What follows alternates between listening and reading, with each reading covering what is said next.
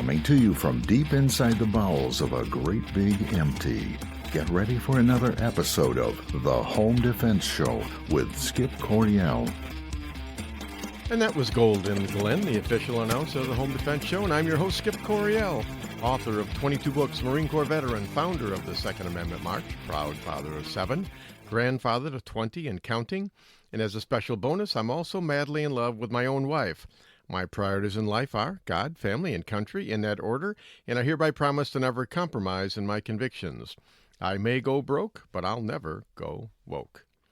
And joining me today is my beautiful, lovely co-host, my wife, Sara Coryell. Hi, it's great to be back with you on the Home Defense Show. It's been a bit now. It's been a long time. Where have you been? Well, I've been here, but we've been homeschooling. I've been doing some stuff with the White Feather Press. There's just been a lot of different things going on, and we haven't had a chance to do this, So what you're telling me is that it's not important to you? That is not what I said. Okay. All right. Fine. Well, it's good to have you back. I know you've been busy.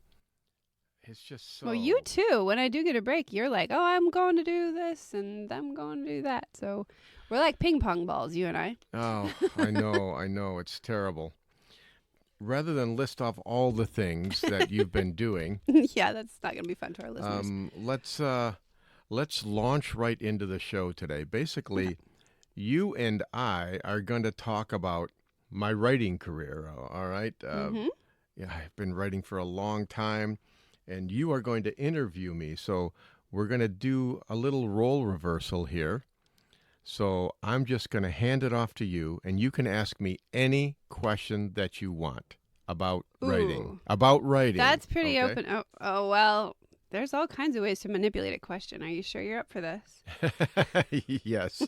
Well, yeah, I'm ready. Lay it on me. Okay. Oh, well, let's start at the beginning. When did you start writing? Oh, well, before I met you, I started writing, well, before you were born, actually. I was in the 5th grade. I remember writing my first story. It was a 5th grade writing assignment, and I'd never written a story before. And it was about 2 boys who were in a cemetery in a rainstorm. And yeah, I know. And they were digging in a cemetery. So cheerful. I know. It was a horror flick. But yeah, I remember writing that, and, they had to survive in the cemetery, during a thunderstorm. It was scary. But that was my very first story. I don't have it anymore, obviously, but, I think I got a B on it or something like that. That's interesting to me that you remember it. It must mean that it meant a lot to you to be able to do that somehow. I mean, how do you remember that? I don't remember my early... Oh, well, I think one thing, I think the older you get, the more you remember things that happened 50 years ago. Oh. And the less you remember things that happened 5 minutes ago. Oh, that's kind of sad. All right then. Well, but it's not just that. It turned out to be something important to me. It was like, I think it surprised me that I enjoyed doing that. Oh, I see. So that's what you remember. Yeah, and then my next opportunity really was in like high school. And that's when I really launched into writing in high school. Like my junior year, I had a teacher. His name was Richard Resnick, and he assigned us to write a journal, and we had to keep the journal like for the entire semester. And I just launched into it, and other kids would have like 1 sentence a day or something. I'd have 3, 4, 5 pages a day. Oh, wow. And I had like a full green spiral notebook all filled up. And and after the assignment, I just bought more notebooks, and I kept going on for several years doing it that way. So what kinds of things, I mean, in your very journal? Very personal things. It was I still have them. And if maybe someday I'll let you read them so you'd know how stupid I was when I was like 16 years old. Well, I cannot do the same for you, so you do not have to share that with me. Well, it's interesting to go back and read them because I've changed a lot. The way I think has changed. My belief system has changed.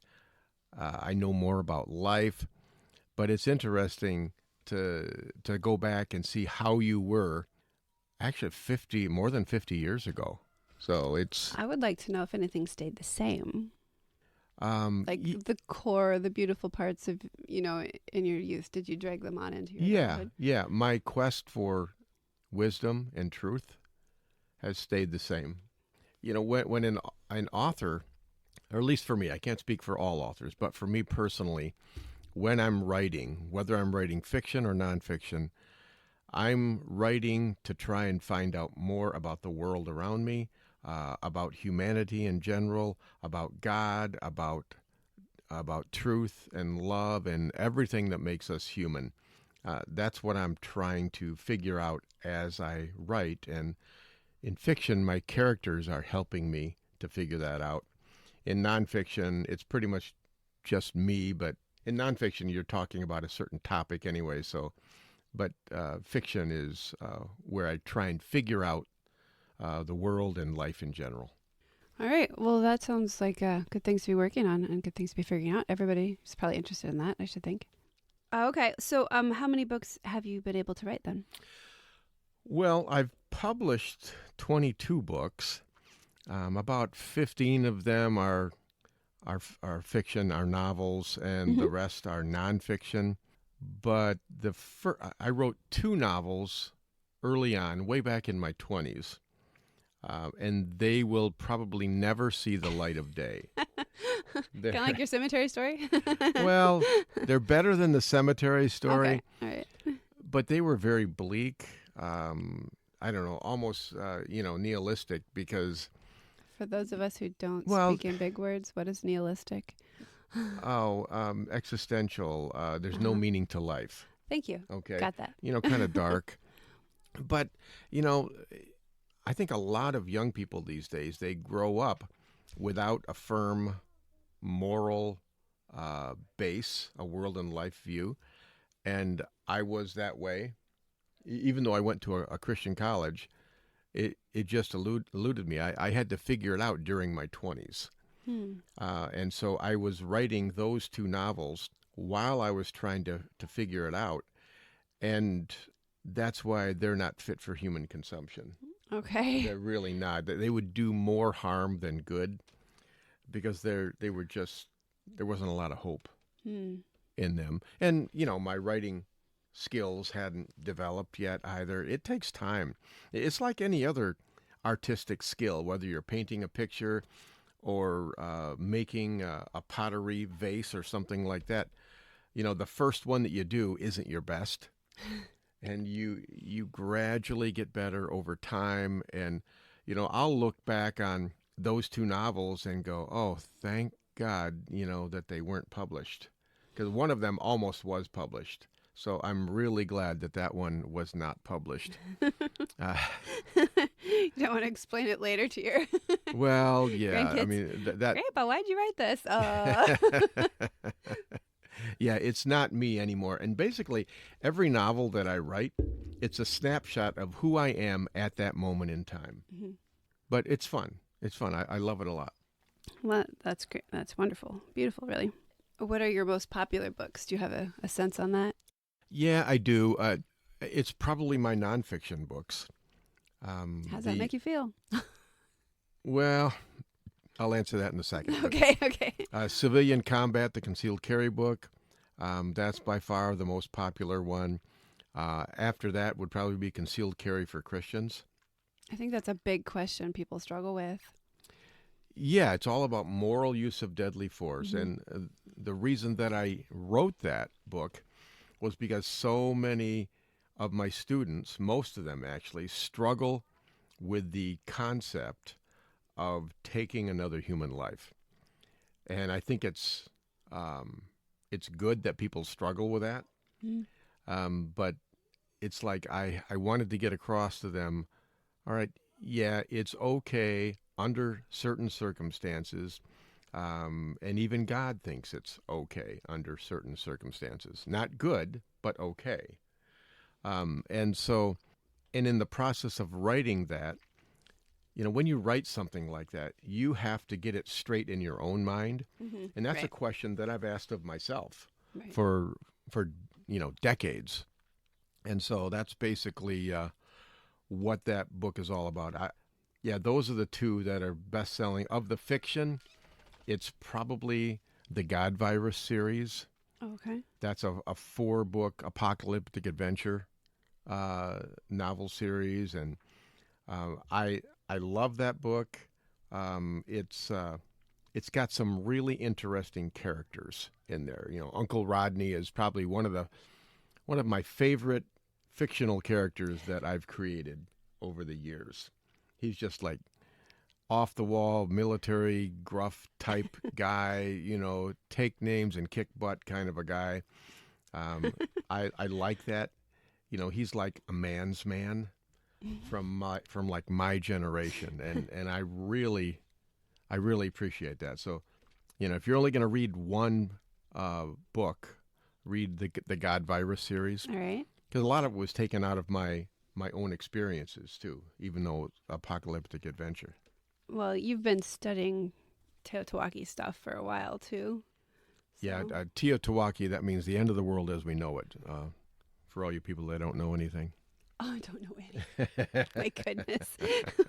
we talk about it too much in our house. I Oh think. yeah, we're a prepping family. I know. Our I know. garage will never hold the cars. What are some challenges that you face as an author? Are there Yeah, most of the challenges I face today as an author have nothing to do with the ability to write, because Okay. I've written so much. I feel like I've got my craft honed pretty good, and I can write just about anything because I have the basic skill set already. Most of the challenges that any self-published author struggles with, it's discouragement for one thing. Oh, yeah. It's easy to get discouraged because writing is one of the most lonely jobs in the world, because by definition you're doing it by yourself. And it's Right. just you and the piece of paper or the computer screen or whatever, and whatever thoughts you have in your mind. So it's easy to get discouraged because when you're writing, you don't really know if anyone is going to read this. And boy, 30 years ago, I had to ask myself the question, if you knew that no one would ever read what you wrote, would you still write it? And that's a big question. But the answer to the question 30 years ago and even today still is yes, I would. Because there are certain writers. There are some people that they just write for fun and they can take it or they can leave it. Okay? For me, it's not that way. For me, writing is how I figure out the meaning of life and how I pass it on to other people. So for me, I would write it regardless, simply because I have no choice.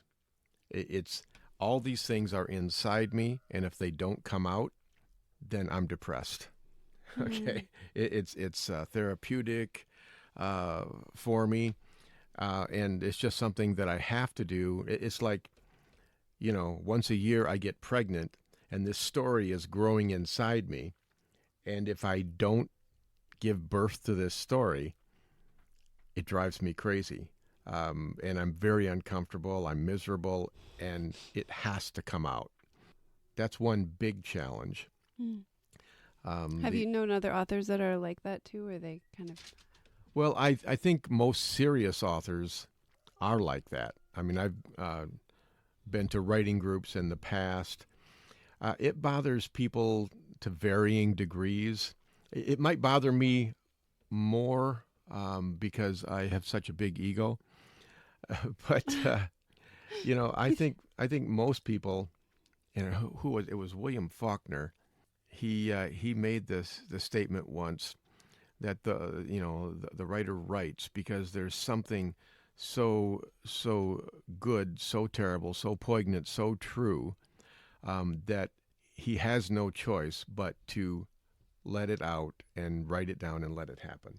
That's a paraphrase, but yeah, that's pretty much it. I don't really have a choice because, and I honestly believe that when I write, I'm doing what God called me to do.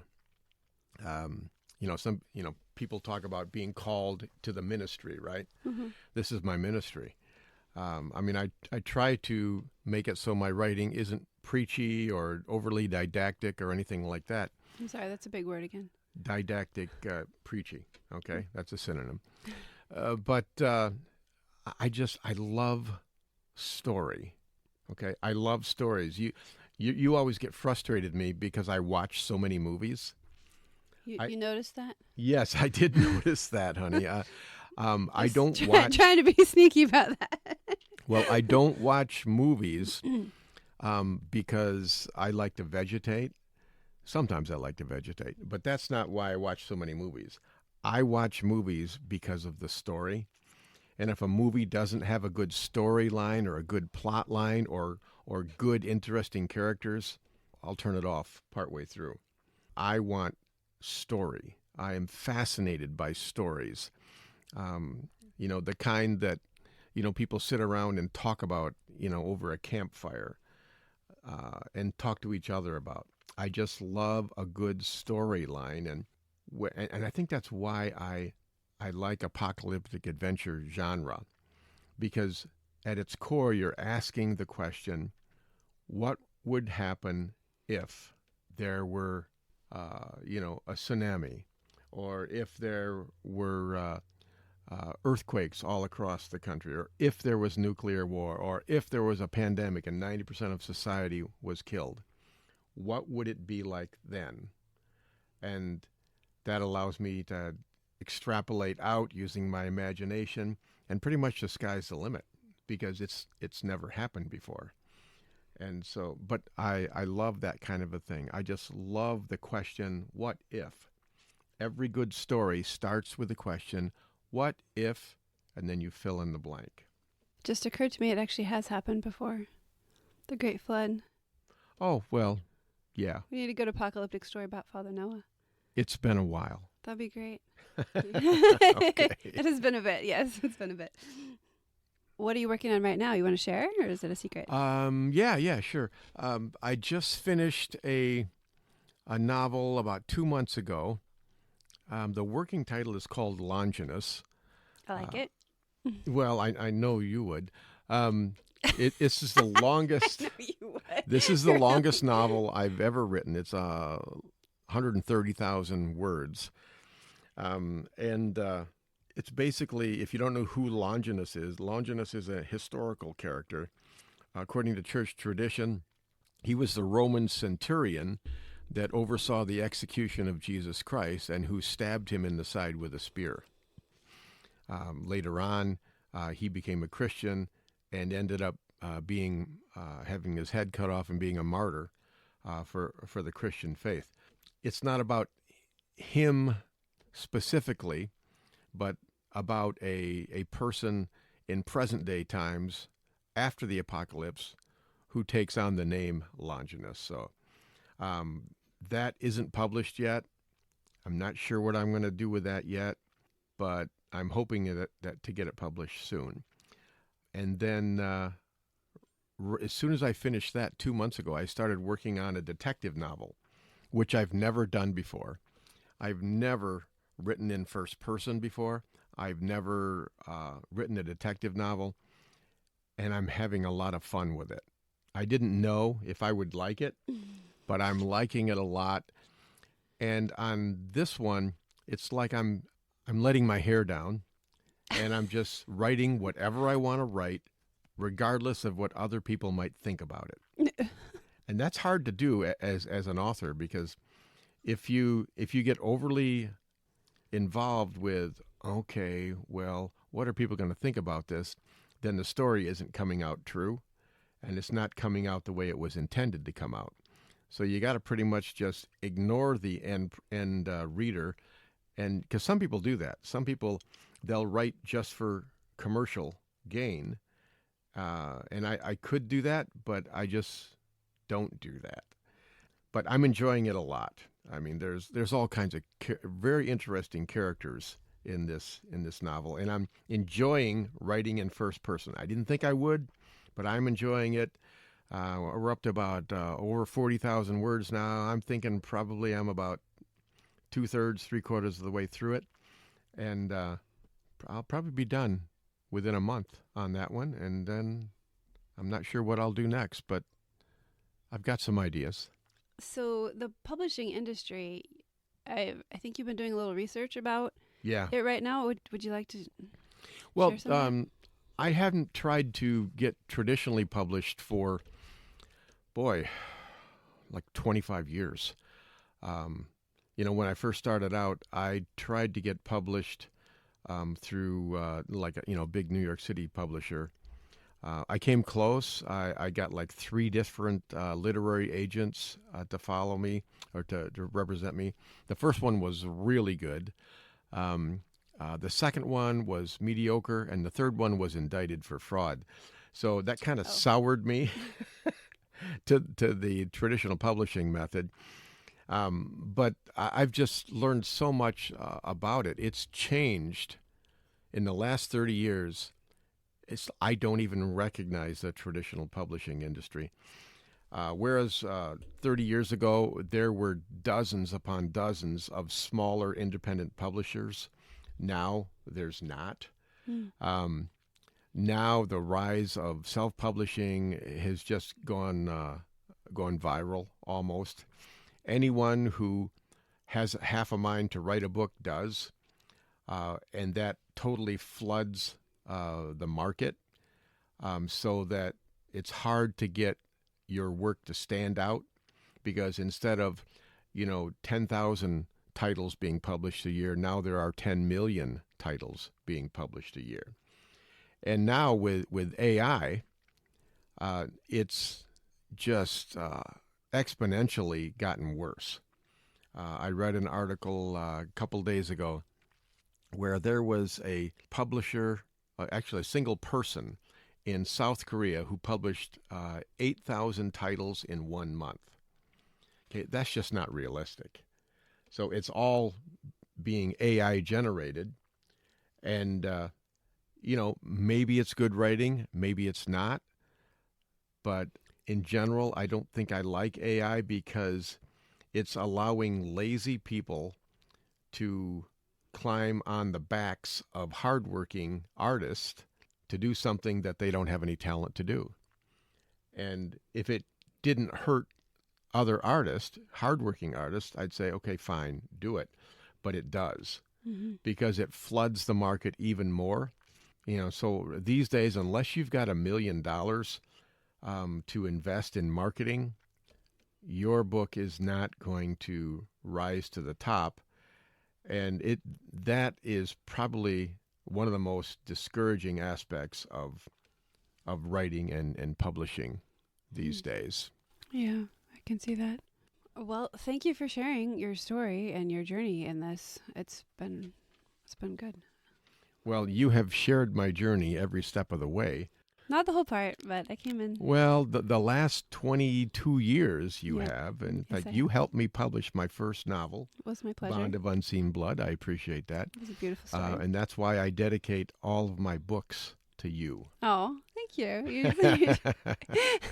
Folks, if you're an aspiring artist of any type, you know that unless your spouse is behind you, you don't last very long. And so I owe my longevity and my positive outlook to you, Sarah. Well, thank you for sharing with me. All right. All right, folks. Well, that about wraps it up for this week's show. I've had a good time, and I hope you have too. Please don't forget to thank our sponsors, Center Shot Indoor Gun Range at centershotgunrange.com, shootingclasses.com to help you find the right trainer for your needs, Trinity Training and Security, and the United States Concealed Carry Association. For all your self-defense needs, go to uscca.com. All right, I've written 20-plus books, and they're all available on Amazon.com in paperback, ebook, and audiobook. This week, check out my 4-book series, The God Virus. I think you'll like it. And if you want training from me in person, then check out Midwest Tactical Training at shootingclasses.com. Please join us again next week for all your home defense needs. In the meantime, God bless and stay safe. Thank you for joining us this week on The Home Defense Show. Now, get out there and protect the ones you love. We'll see you next week with more of the best. Bye-bye, boys! Have fun storming the castle! Firearms training should be easy. Instructors can focus on teaching and not worry about all the complex paperwork and management behind the scenes. Just pull the trigger and let us do the administrative work. Welcome to shootingclasses.com. At Center Shot Gun Range, we are passionate about training. Don't know where to start? We offer a 1-hour new shooter seminar to introduce you to the world of firearms and help you find training opportunities specific to you. Concealed carry, home defense, firearm safety, AR-15, private one-on-one training, custom training, or maybe you're on a security team looking to protect your church or business. We even offer weekday morning and evening classes. Center Shot Gun Range has you covered. Start your journey at centershotgunrange.com. Hey there. Yeah, you. It's time to level up your skills. Check out shootingclasses.com and explore a wide range of training options. With more than 50 types of classes to choose from, beginner to advanced, concealed carry to medical training, online sessions, and even non-live fire courses, there's something for everyone. Just enter your zip code, use the filters to narrow your search, and find the perfect class for you. This site has all the details: instructor bios, class info, requirements, available dates, and the option to register, all in one place. It's that simple at shootingclasses.com. In today's world, safety and preparedness are more important than ever. At Trinity Training and Security, we offer comprehensive training for your peace of mind. Whether you're obtaining your concealed pistol license, mastering CPR and first aid, or engaging in scenario-based training, we've got you covered. We look forward to working with you in one of our classes or bringing the class to your church, school, or business. Need security for an event? Protecting your assets? Our team provides private security, close protection, media crew escorts, high security terminations, and more. Always with discretion and professionalism. With Trinity, safety is more than a service. It's a commitment. Avoid danger, save lives, and keep your loved ones safe. If this sounds good to you, you sound good to me. And I'd like to help you do those things. Avoid danger, save lives, and keep your loved ones safe. If you're looking for more excitement in your life, we have nothing to offer you. But if you are a thoughtful, responsible, nonviolent man or woman, we'd love to teach you what to do if something crazy happens. More importantly, we'd like to teach you what not to do. We currently have over 500,000 members. They are doctors and single moms and firemen and grandmothers and veterans and Democrats and Republicans and members of every faith. But the one thing they all have in common is that they know exactly what to do if something crazy happens. When you're with one of our members, you are safe. Our members know how to de-escalate situations. They know how to calm things down. We are the United States Concealed Carry Association. See what we're all about at usconcealedcarry.com. Discover the little-known backstory of the U.S. Concealed Carry Association at usconcealedcarry.com.